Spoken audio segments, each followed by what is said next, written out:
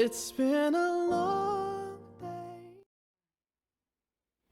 E vicino a uno dei miei quadri preferiti, L'abbraccio di Klimt, perché adoro Klimt, ecco una pillolina che leggo sempre in prima linea con te, un'antica leggenda degli indiani d'America.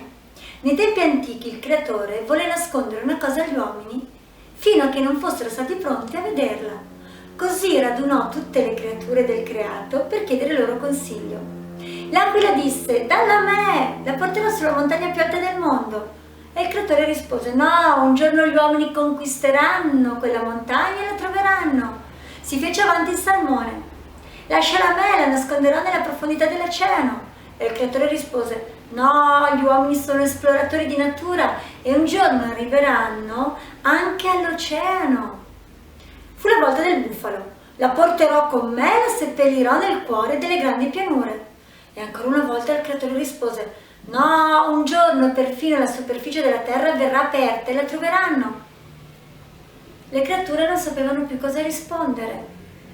E una vecchia talpa disse: "Perché non la metti dentro di loro? È l'unico posto dove di certo non andranno a guardare." E così fu. L'avevo già letta in realtà anni fa, nel rileggerla mi è tornata alla mente. È un po' come una pillolina che ho già fatto, in cui la vita è un po' un eco, e in cui quello che troviamo è dentro di noi, quello che vediamo negli altri è dentro di noi.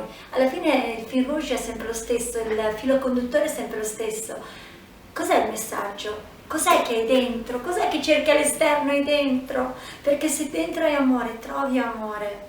Perché se dentro vibri a una certa vibrazione, richiami quella stessa vibrazione.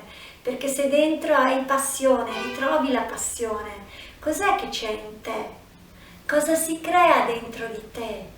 Cosa c'è che ti dà energia nuova? E cosa puoi andare con il lumino come la carta dell'eremita di tarocchi a cercare all'interno di te per riuscire a fare quel passo oltre, per trovare le risorse e le cose belle che ti caratterizzano. Buona ricerca, perché c'è tanto. Ciao! And I'll tell you all about it when I see you again. We've come a long